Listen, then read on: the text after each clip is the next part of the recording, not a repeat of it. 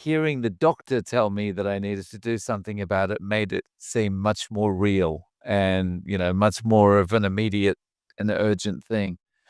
Um, so initially the doctor wanted to he wanted to address the drinking first, and he wanted to put me on a drug that helps you stop drinking. But that drug has some pretty nasty side effects, one of which is potentially death. Hi, and welcome to this podcast. I currently have Dave on the channel.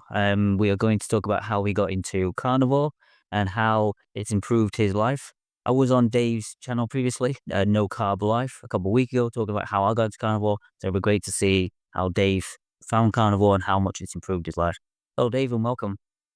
Thanks for having me on, Paul. Really appreciate it. No worries. Just wondering how you got into carnivore. What was it that kind of inspired you to do it? Um, it was addiction and a doctor speaking very strongly to me and kind of giving me a bit of a wake up call. So, in June of 2022, I went to see my doctor, and my doctor had some bad news for me on a couple of fronts. He told me I was pre-diabetic, and he told me I needed to do something about my drinking problem. Spoiler alert, I knew I had a drinking problem, but hearing the doctor tell me that I needed to do something about it made it seem much more real and, much more of an immediate and urgent thing. Um, so initially the doctor wanted to he wanted to address the drinking first, and he wanted to put me on a drug that helps you stop drinking. But that drug has some pretty nasty side effects, one of which is potentially death. And that wasn't something I really wanted to entertain. So, and I've always been pretty skeptical about drugs. So I just said to him, look, can you give me a little bit of time to see if I can work this out for myself? And, you know, I'll see what I can do. He agreed to that. And so I went away and I thought, well, what can I do? And the thing that came to mind was, why not try keto? And the reason being is I'd been keto and low carb and Atkins and whatever on and off over the past 2 decades. And the thing for me that I noticed above all else, I mean, of course I had weight loss. Of course I you know, got all the normal benefits from doing keto and Atkins. But the thing that I noticed is had this just improved feeling of self-control. And so I thought, okay, well, I need to stop eating garbage and I need to get off the alcohol. So maybe if I do something that's going to give me back self-control, and keto is kind of cutting out the garbage anyway, so I'm killing two birds with one stone. So I thought, okay, I'm gonna try that, and it worked. I was able to, of course, get off the garbage, but also quit the alcohol, and, that was awesome. But I did notice some problems early on in keto, and, the main problem I noticed was it gave me the runs. I was eating 1 meal a day and I was doing okay, I was feeling good, self-control, all that kind of thing, but after eating, I would find myself in the bathroom pretty quickly, you know, and, I was like, "What is this? What can I do? I don't is this I'm eating so much fat, that's what it is," but I'd never experienced this before. Um Anyway, I started searching around and doing a bit of research on Google and YouTube and that kind of thing, and I noticed Ken Berry's videos coming up. And I'd seen him in the past talking about keto, but you know, there hadn't been that focus on it because I thought I knew everything about keto. So, anyway, so I watched one of his videos, and in his video, he was talking about how plants have toxins. And some can irritate your gut more than others. And he named some that I was eating. And I'm like, "Oh, maybe that's what's doing it." And after I'd watched this video, suddenly more and more videos are being, recommended to me that are carnivore related, you know? And I'm like, "Okay, well, I'm not married to these plants, so what if I just stop eating them for a while and see what happens?" And so that's what I did. I just cut them out, and bingo, the bathroom problem stopped, and I've been carnivore ever since. So that's been just over 3 years now. Yeah, that's really good. It's surprising how Dr. Ken Berry helps quite a few people. Like one of my things where I found him talking about it healed autoimmune disease. So it's crazy how another video by Dr. Ken Berry, you found that and it was like a light bulb moment where you're just like, ah, okay, maybe I'll just try that and see how it goes. And as you say, 3 years is a long time to be doing a carnivore diet, and obviously that's fantastic because you know you can easily stick to it. You know that it's keeping you healthy, you're feeling great from it. So for that, that's fantastic. Now, what did you feel like when your doctor told you that this medication could end up potentially causing death? Like, what kind of goes through your mind when they're like, "Oh yeah, take this," but yet it can cause death? Well, he didn't tell me that. Like, when he mentioned the name of the drug, I'm just straight onto my phone looking it up, like, to Google, "What are the side effects of antabuse?" And it lists all the side effects, and, my eyes are just getting bigger and bigger and bigger as I'm reading this, and so, "Okay, yep, let's maybe wait for a little while, let me try something else." So, yeah. Um, and, it wasn't just the diet that helped me get off, the alcohol. I had to kind of change things around about my schedule and what I was doing day to day so that I wasn't going past anything that was triggering for me. Like, I wasn't walking past a bar, I wasn't walking past a convenience store where I could buy a beer on the way home. I wasn't I had to tell friends, "Don't invite me out anywhere." Because I've had this experience before, where I've decided, "Okay, I'm gonna go keto hardcore this time. I'm gonna give up the alcohol. I'm gonna do all the good things." And I'll start it on a crazy day. I'll start it on a Saturday. And by Saturday afternoon, I've got an invite sitting in my inbox or, sitting in my messages from a friend saying, "Hey, we're having a dinner party on Sunday night. Why don't you come round?" And it's like, "Oh, I'm just gonna give in again." And it's like, so by Saturday evening, I'm going, "Well, I'm gonna be drinking again tomorrow anyway, so what's the point?" So I had to kind of avoid those triggers, but, the main thing, the self-control came from keto and then subsequently carnivore. Yeah, that's good. I think you've hit the nail on the head there where the diet is fantastic for obviously giving you the structure that you needed to give you that bit of discipline to get you over that first hump, the second hump, and then you then needed to change routines and like how you dealt with things after that to then really get a hold of everything. So it obviously with some people you got addiction to alcohol, other people got addiction to say sugary things. So when they I'll give an example of our last. So at nighttime, she finds like when she sits down at nighttime, it's like her day's over with then, so then she gets like either biscuits or treats or something like that, and it's kinda like her addiction to them just feeling good because then the day's over with, so it's like trying to break them habits, so then the rest of the stuff that you're doing is working, so yeah, that's, as well, how long was you, like, kind of drinking for then? What was it like? So so was it like a few years or was it Oh, I've been drinking since I was 15. So I started working at McDonald's part-time after school when I was a 15-year-old, and at that time, I was, like, super shy. Wallflower kind of. I wouldn't approach anyone. I wouldn't say hello to anyone. I always waited for people to talk to me, all that kind of thing. And when I started working at McDonald's, I started getting invited out to, parties with the other crew members or with some of the managers that interacted with the crew members outside of work and stuff. And one of the first times I went to a party, I was offered this can of vodka and orange.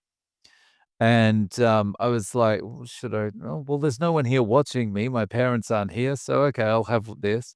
And, it was like this light bulb moment for me because it was like this suddenly I was confident, suddenly I could have a conversation with people, suddenly I could strike up the conversation, you know? And so my life with drinking basically started from then as a 15-year-old because it was just like it made me a different person. Yeah. So you're chasing the feeling of the confidence really. Yes, and then in later life, it was the confidence thing, but it was also the thing like you talk about with your wife with the habitual thing. You get home from work and you're sitting watching the TV or you've got the computer on in front of you. So it's like, okay, well, I've got to have a wine in my hand or I've got to have a beer in my hand. And like the addictive nature or sorry, the way my addiction manifests is, like, whether it's sugar or whether it's alcohol, is like, while I'm shoveling it in my face, I'm not thinking, "Man, this tastes good." I'm thinking, "It's almost done. Where's the next one?" And that's the same with alcohol, like, I'm halfway through a pint, and I'm like, There's a line at the bar. Am I gonna be able to get one in time before I finish this?" Yeah. I think that's it. It's like it's not some people are quite good at saying, "Right, I'll just have a little bit," and then that's it. They kind of but before I was carnivore, if I fancy say some chocolate or anything, I'd have like a couple pieces, and then that would be it. I'd just put it in and think, you know what, I've soothed myself for that little bit. I don't need anything extra. But then other people, I just say with alcohol, you're like, you kind of enjoying it, but at the same time, you're like, I hope I want more, I want more, I want more. So you kind of and then think to yourself, right, when's the next one? When's the next one? So you kind of basically don't know when to, like, to stop really because you're constantly going. You said something about obviously, the confidence bit side of it, and then you moved on to how habitual. It doesn't help when TV show you as well. As soon as you finish work, it's like, "Oh, I've had a hard day's graft and I feel tired from a day's work." What do? They go and pour themselves a glass of wine or they go to the pub. So it's also been instilled into us for so long that we we seem to think it's normal to have a drink at the end of the day because it's out we've deserved it. We think, "Oh, well, we've worked hard today, so what I'll do is I'll relax and I'll have a drink." Yeah, so, yeah, what happens is that those things, those commercials, like, they normalize it, and then when you're trying to give it up, those commercials are now triggers. So, Yeah, exactly. you just like, you just can't win. I think this for someone, if they're just trying to get off the carbs or they're trying to get off alcohol or both, or trying to give anything up, is you just have to isolate yourself as much as possible from it. And that if you can kind of eat in a way that's gonna give you self-control, like doing carnivore, that's great, but the other thing is just get away from it.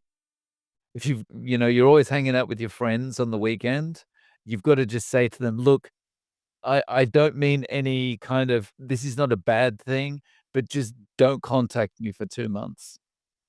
Because as soon as I hear from you, the first thing I'm gonna think is, "Man, I'd love to go for a drink with you." So you just gotta, like, go incommunicado. Yeah, that's fantastic advice. And would you say the same for, like, other addictions as well? Do you think try and substitute it for other things? So say if you go down a certain aisle in a shop, you think, "Oh, well, that's where normally you get your biscuits or your crisps," and like trying to avoid that aisle altogether first of all, or do you think that's kinda like a good route to go on? Yeah. And, like, I would think, like, if it's a supermarket and, there's a chance you're gonna buy a bottle of wine there, or there's the chance you're gonna buy a box of cookies or whatever, um, I would be I would be really trying to plan it out. I would decide before I go, what is it I'm gonna buy? Okay, I need lamb chops, I need, bacon, I need this kind of thing, that kind of thing. And make sure you haven't got an empty stomach and make sure you're not doing it, you know, like late at night because that's when your defenses are down. do it, like, straight after breakfast or something early in the morning and know what you're gonna buy, just go straight in, straight out, and yeah. Yeah, that's great. I know obviously I've done the same way. I've gone in and I've either gone a bit later on in the day and I start feeling hungry, and then everything that you knew you'd be able to resist is looking so nice, and make it all colorful and lovely. You, oh, that looks so good. Okay, your brain starts triggering it, like triggering the scents and the smells that you used to taste and stuff like that. So yeah, that's great. All that advice. Um, Now,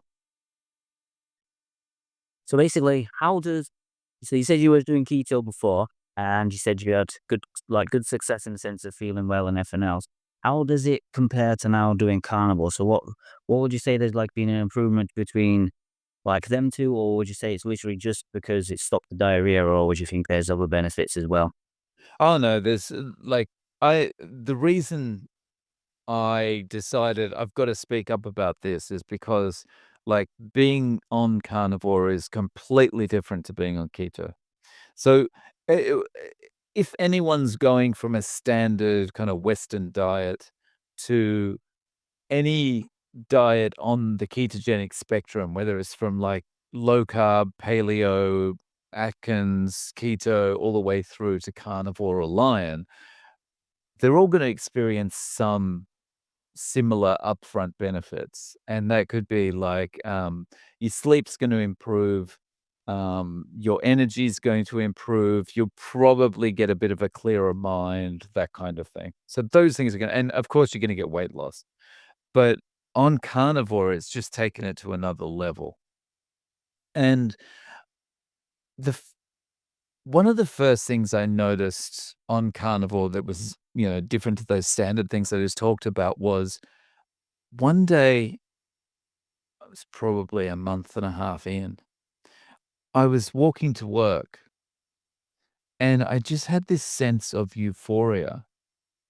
And I was just like, I don't know, why do I just feel why do I feel so good? And I don't know where it came from. And it was just this sense of just everything's right in the world.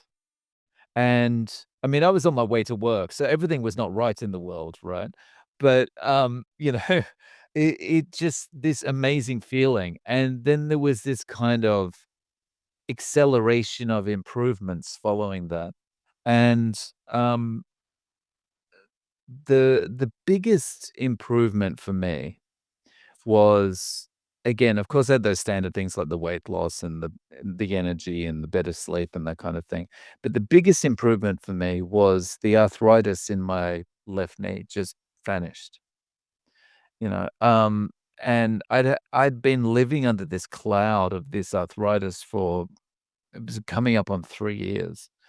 And it was just awful. It was always with me, even if I was sitting down with my leg elevated, the slightest movement, and I could feel a twinge, and it was like this heavy feeling like, it was just saying to me, "I'm still here, you're not getting away from me." And, um, I live in Japan, and in Japan, you have to walk everywhere.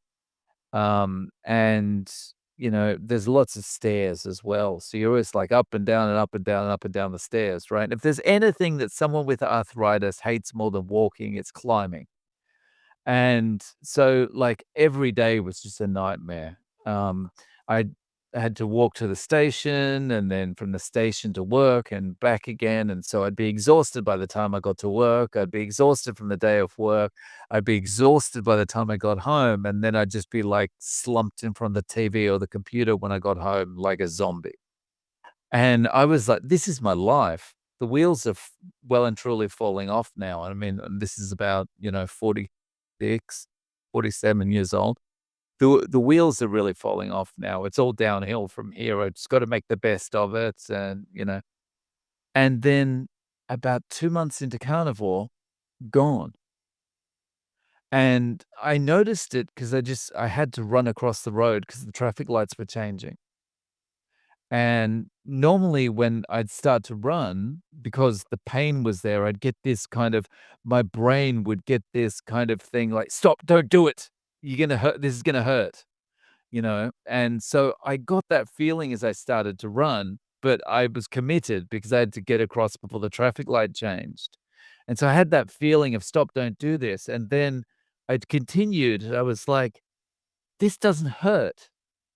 This is amazing.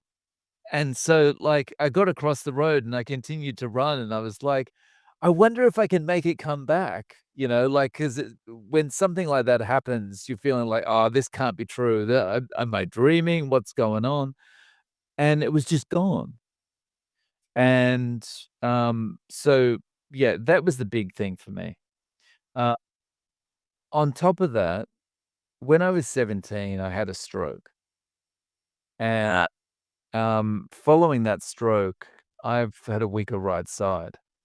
And that means, weaker right arm, I limp with my right leg, that kind of thing. And, when, around the same time, I started to notice that I wasn't limping as much, and I was able to balance more than I had before, and that kind of thing. So, the saturated fat seemed to be improving the nerve messaging, you know? And so that got better as well. But yeah, definitely the big thing for me was the arthritis. Yeah, that's an amazing story, and I think you hit the nail on the head where you was like, with carnivore, it's like, you don't really realize it until you think, "Oh, hang on a minute here. I feel way better than I did.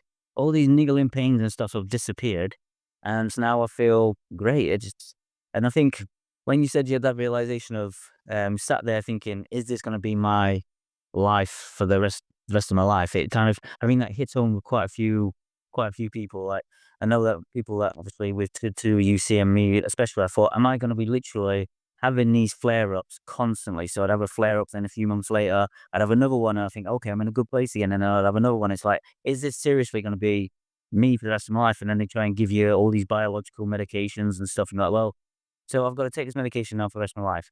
Thanks for your help here because 'cause you're all done much."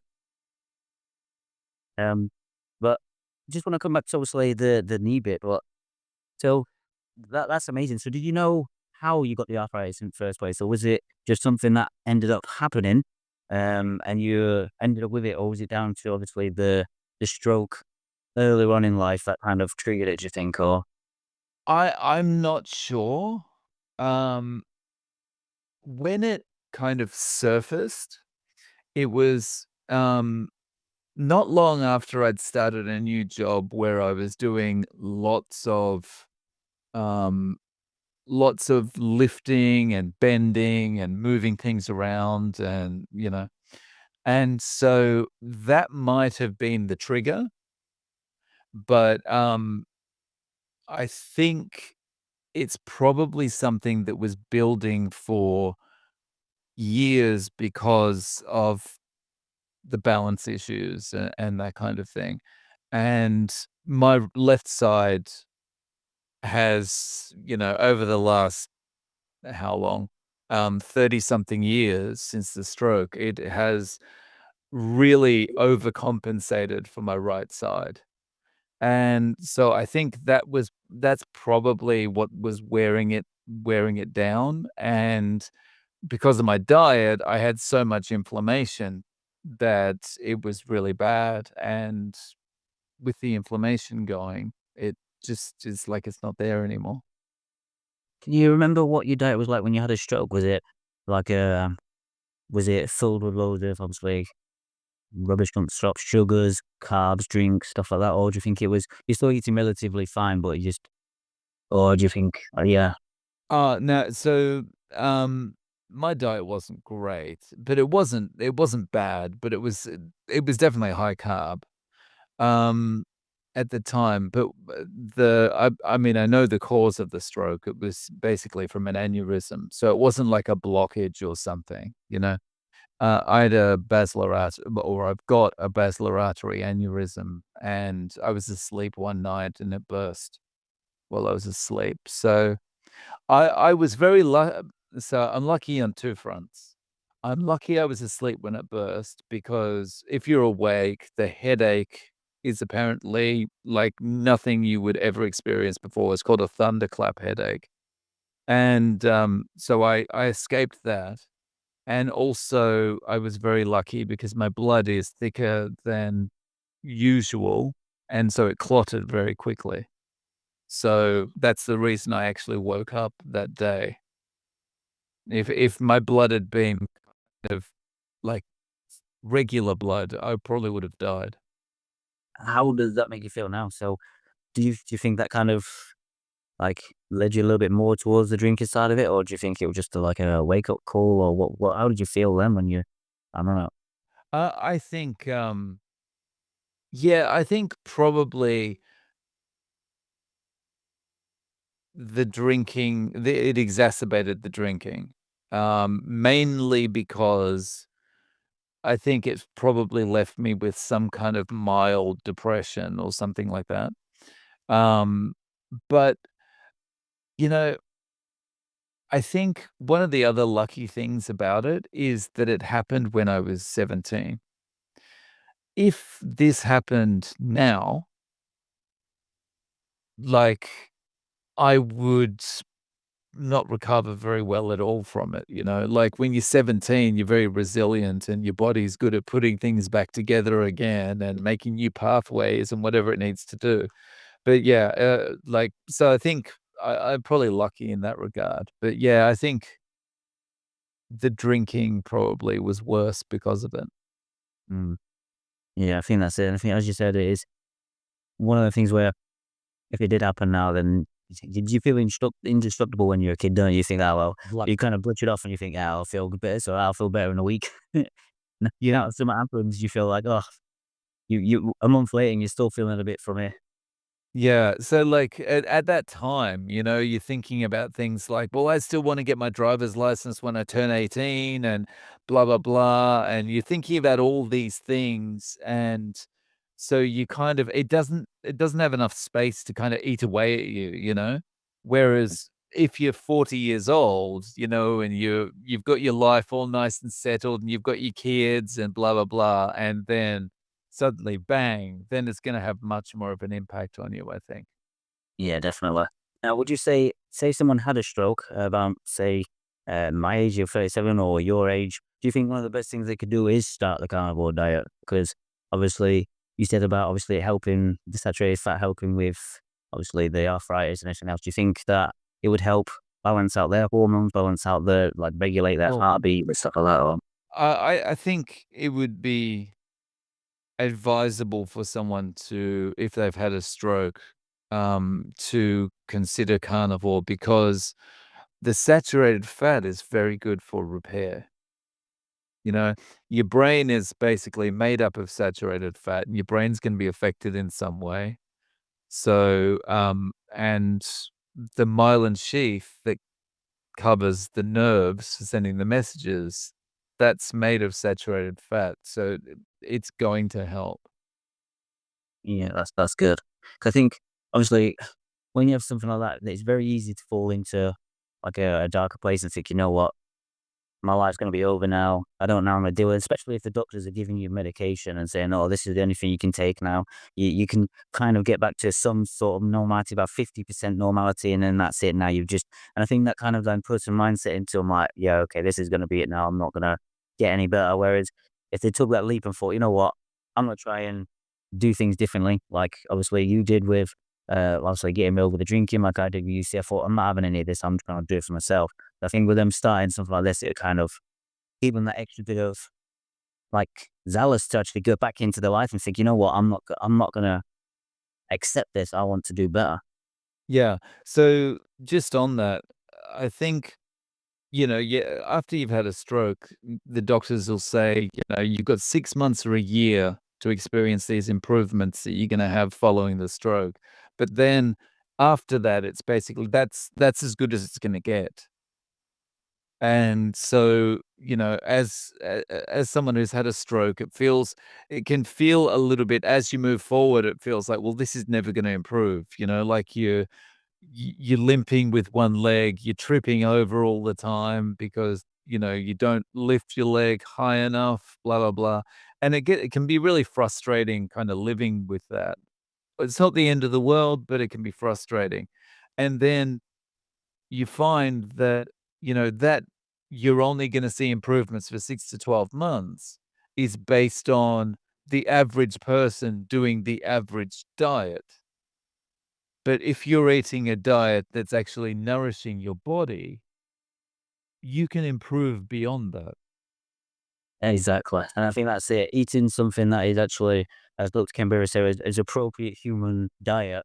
Your body's obviously gonna absorb all the nutrients. It's gonna take everything it needs from it to actually repair and rebuild instead of just eating a suboptimal diet, which is literally basically just survival food more than anything. It just keeps you alive. Doesn't keep you thriving. Doesn't actually really help you heal. It literally just keeps you going every day the same. It doesn't help you like actually thrive, basically. Right. Um, Now, obviously, you've got the channel, No Carb Life. So what I wanted to know is, obviously, you've gone through obviously all the story and everything, but how did you start the channel? So what was it that kind of spurred you on to think, you know what, I've done this. I want to try and get to other people and show them there is a better way to live. And if you want to try and heal these ailments, then I want to bring this information to them. So I kinda started my channel a bit differently to the way a lot of people, in the carnival space do. A lot of people in the carnival space kind of, create their channel as a way to have some accountability or to have a record to look back on, like, so in 2 years' time, they can look back at it and go, "Look at that size I was." Um, so for me, I didn't start it until I was about 4 months in, almost exactly 4 months in. And the reason I started it was because after I'd seen how I'd improved, I was angry. I was angry, like, I was just feeling like I've always been skeptical of marketing messages and all that kind of thing and what the government says and that kind of thing. But I just felt like we've just been blatantly lied to, and it's all just a massive money grab. And, I just wanna add my voice to all the other carnivores out there that are talking about the benefits that this diet can have. And so I put out a few videos talking about my experience, and I thought, it's gonna get 10 views and 9 of them will be pity views from my family or something. Um, and I put out a couple of videos talking about the improvements I'd experienced from the stroke symptoms. And I started getting a lot of comments on the video saying, "Yeah, me too." Or, um, I had a guy say, "Yeah, my wife had a stroke and she's been doing carnivore and she's seeing improvements much faster than the other people that were in the hospital with her," and all this kind of thing. And then at the same time, Sean Baker had made a video about it because he'd seen one of the videos on my channel, and he made a quick video about it as well, and I thought, "Okay, well, people are responding well to this," so I just thought, "I'm gonna keep going." And, then, I'm quite isolated here in Japan, and I wanted to get more involved in the carnival community. So a way to do that, I thought, was, interviewing people because that was kind of a way of networking with other carnivores that because there's basically no one here. And so I started doing that, and then people were watching the interviews and enjoying the interviews. So I just kept doing them, and it turned out I started doing it as a way of trying to spread the word about carnivore, but it's become more than that. It's become kind of motivation for people who are currently doing carnivore as well. Because if you're kind of feeling down or you're kind of feeling like, "Oh, I might have a bit of a cheat today. I don't think I can go through the whole day and stick to carnivore or whatever." I think it's good and motivating and helps keep you on track if you can flick on a video and listen to someone's story, and they are talking about their results, and you think, "Yeah, okay, well, I'll just stick with it. I'm not gonna cheat." Yeah, that's That's one of the things I found about your channel. It's amazing for getting that bit of inspiration that you need because it is tough, especially if you're in a very like high carb diet or you've got some sort of addiction or something like that. To finally see people doing exactly the same, it does give you that spur on to think, you know what, they can do it. They've gone through this like failure. They've managed to get out the other side. They've also had these things come up, and it kind of gives you that thing. Okay, this has happened to me, so I can say I can handle it. I can do it. So it was definitely one of the things that I noticed about the channel. I thought that's amazing. Just giving that inspiration, giving that, like, able to do it. So that feeling of, "Yes, I can do this," when everyone around, because everyone around you doesn't actually, however much they say they wanna eat healthy and this and they don't learn about it. They don't learn about what's actually in their food and how it reacts in their body and everything. So they just get told, as you said, by the mainstream, which you should eat this is healthy. If you eat this is healthy.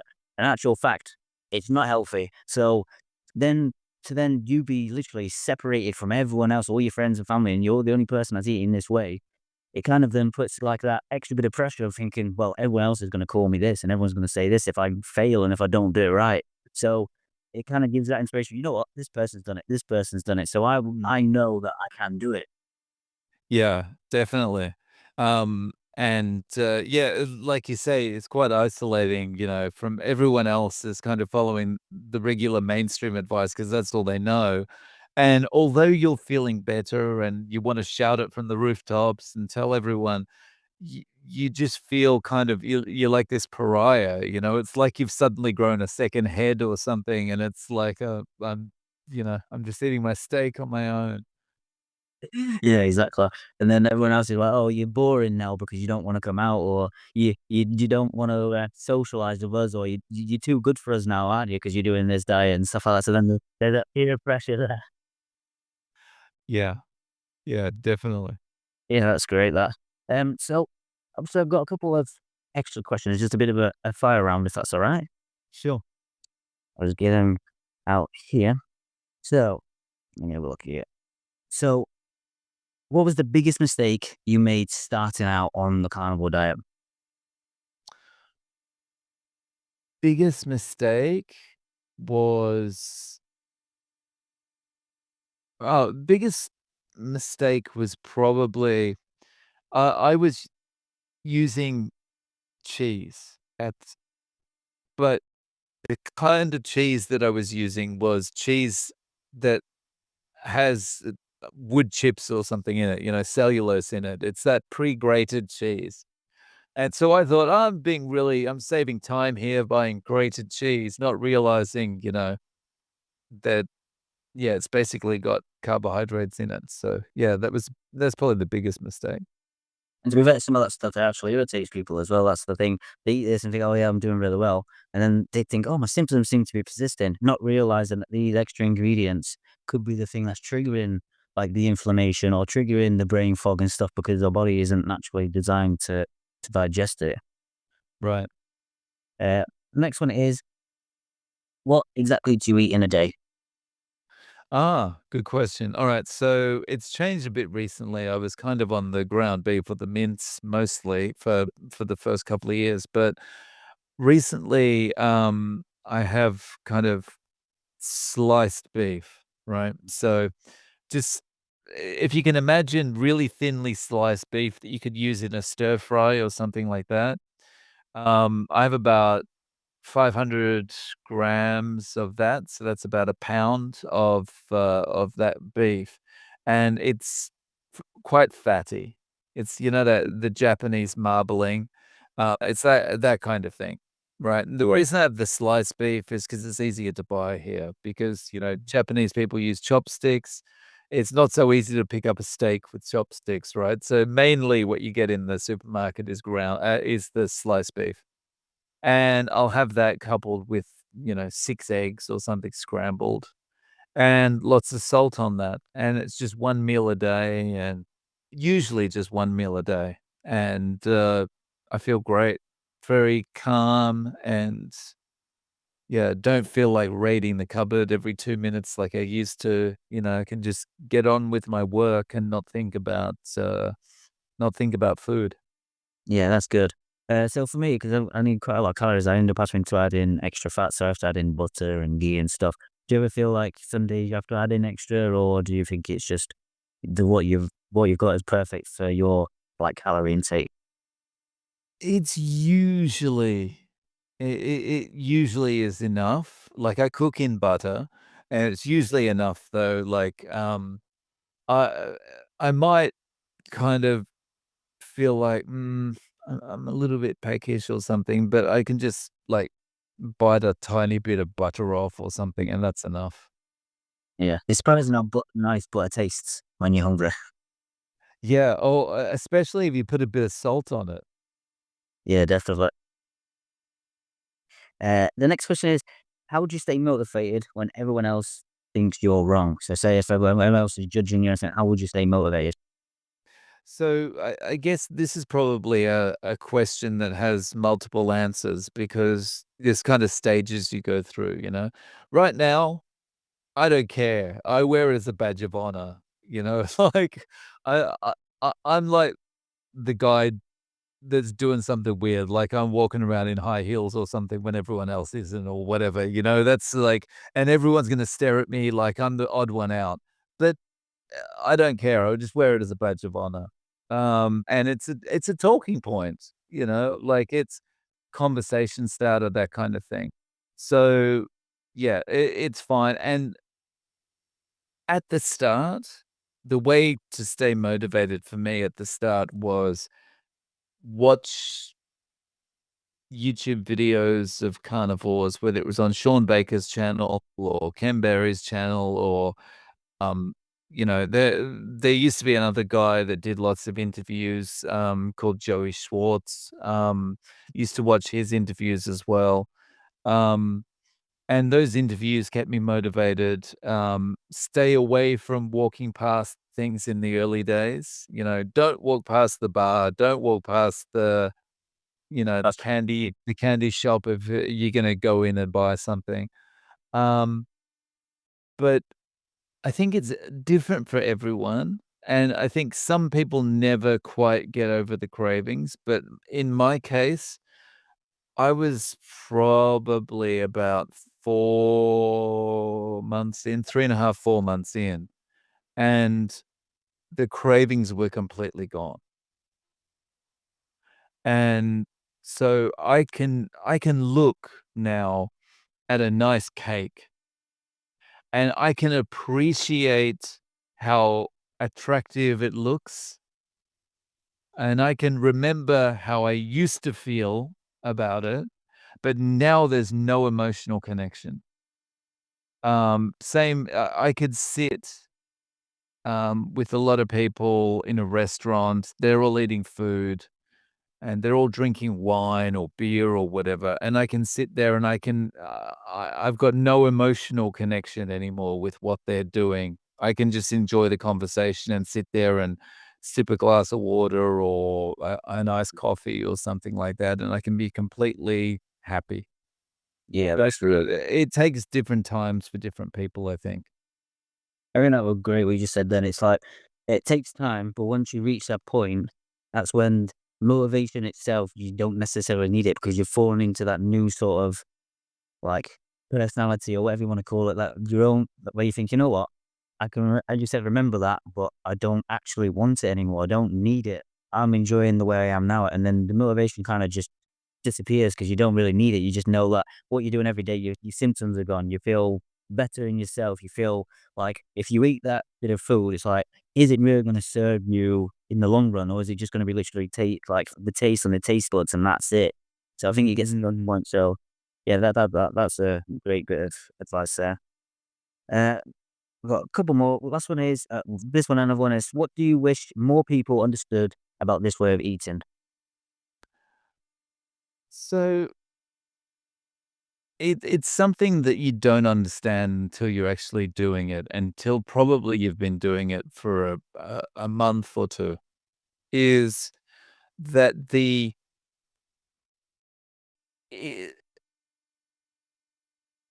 your whole view of food changes, right? So, what the average person on the average diet doesn't understand about carnivore is that once you go carnivore, food is no longer entertainment, right? Exactly. And so if someone says, "Well, why are you doing this?" Or they say, "Tell me about your diet. How did you lose so much weight?" Or something like that, and you start talking to them about carnivore, typically, the first reaction that most people are gonna have is, "Oh, I could never do that." "I need my variety," or whatever, right? But they don't understand that they need that variety, they need that entertainment because their life experience has trained them to be that way, Exactly. right? And that's not the natural way we're meant to be. The way we're meant to be is like every other species of animal that's out there that just kills their food, eats their food, and then they're finished.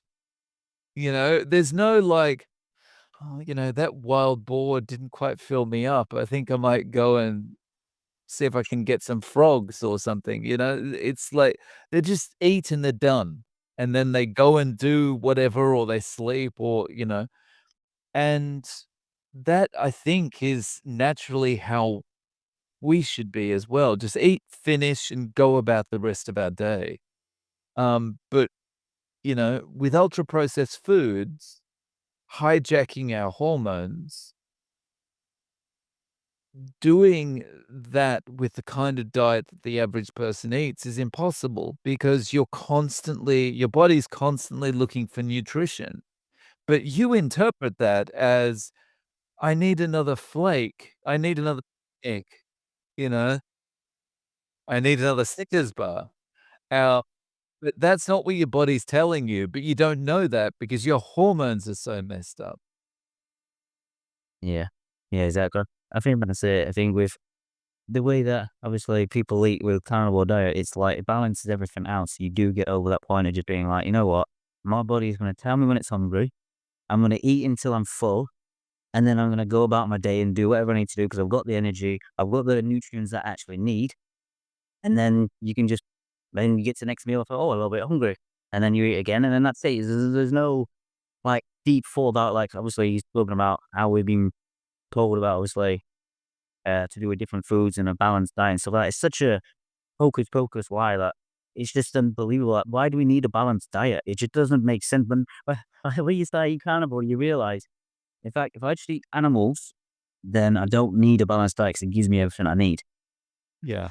And, the balanced diet thing is one of the biggest scams that's ever been perpetrated on us because no one can actually define what it means, right? So if a doctor says to you, "Just eat a balanced diet." So, okay, define what balanced means. Give me an example of a balanced meal. Like, write out a week's worth of balanced eating and and promise me that that amount of eating will be enough to give me all the nutrition and energy my body needs. They can't do that because it's just a throwaway line to go, "It's your problem. Go and deal with it." Right? It's So that if you say, "Oh, I can never lose any weight," you just then their answer to you is, "You're eating too much or it's not balanced enough." exactly. Oh, that's funny. And I think with I think, like, following on to that as well, when they say obviously eat balanced diet, but the recommendations for like the micronutrients and everything like that, they don't actually know what humans are supposed to have per day. They take it from who they think is healthy. So they say, oh, this person's healthy and they eat this much. So they obviously think it's somewhere around there, but what they don't take into factor is all the other foods that you're having that's inhibiting you actually taking in the vitamins and the minerals from the foods because you got the plant toxins, you got the oxalates and everything else that's going on and then you can't absorb it anyway. So it's like, well, which one's correct? Do I eat something that's just gonna make sure that and take it from your own experience how well you feel, or go by what someone says is the recommendation because that's what they believe is correct, which actually you don't know. Everyone's a bit different, and you don't know anything else. So yeah, that balanced diet. Someone could tell you eat 5 fruit and veg a day, and then another person could be like, "Oh no, you need to be eating more of this, or you need to be eating more olive oil because it's healthy for your heart and stuff." And it's just like it is just a maze of just unknowing knowledge, really, and that's Yeah, medical professionals as well. yeah. And the more you actually analyze the situation and compare it to other species, the more ridiculous it seems. Like, we're the only species confused about what we're trying to like, what we're putting in our mouth. We're the and, many people have said this, we're the only species smart enough to create our own food and dumb enough to eat it. Yeah, exactly. That's a It great analogy. I love that. um, and another one, I'm stealing this one from Gary Fetke, is, if you eat by the food pyramid, you'll die by the food pyramid, and along the way, you'll look like the food pyramid. Yeah, yeah, I love that. That is good. So on that note, what would you ever go back to eating a normal balanced diet? No, never. So I think it's Michaela Peterson that said this, "Nothing tastes as good as healthy feels." And, if you go back to a regular diet, and which is why a lot of carnivores don't, is all the pain comes back.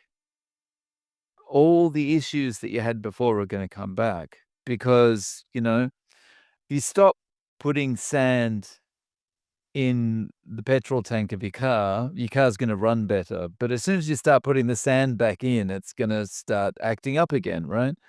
And so it's the same kind of thing, so no, I'd never go back. Yeah, that's it. And the other thing is, sorry to interrupt, the other thing is, you know, you don't feel good on a standard diet after you've finished eating a meal. You feel bloated. You don't know that you're bloated because that's just normal, right? You think it's, "I feel full," but it's not that you feel full, you feel bloated, and you don't have that feeling on carnivore. So if I went back to a regular way of eating, I'd have to go back to feeling disgusting after every meal. Exactly. I think that's the bottom line right there. The fact of you know how if you're eating something and it makes you feel like that, then it obviously not good for you. Mm. So it just shows you, doesn't it? Yeah, there's no lions or elephants walking around going, "Oh, my guts," after they've just eaten something, you know? Oh, that's amazing. Well, thanks for today, Dave. I really appreciate you coming on. Is there anywhere people can come and obviously speak to you and everything? Because I think obviously the movement that you've got on your channel is absolutely amazing, and I think people definitely need to watch it because it just gives them that extra bit of momentum, a bit of motivation and inspiration to really actually get to living an amazing life again. So where can people find you? Yeah, so look, the best place to find me is on YouTube. Just search for No Carb Life or at Zero Carb, and I'll come up with either of those. And you'll know it's me because the guy with the hat with the mouth wide open in the picture. So yeah, Yeah, that's great stuff. Well, thanks again, Dave. I appreciate you coming on and you giving obviously people some right knowledge and how to get over things and what to do with their diet and stuff. So I appreciate that. thanks very much for having me on, Paul. Really appreciate your time. Nice. Thank you.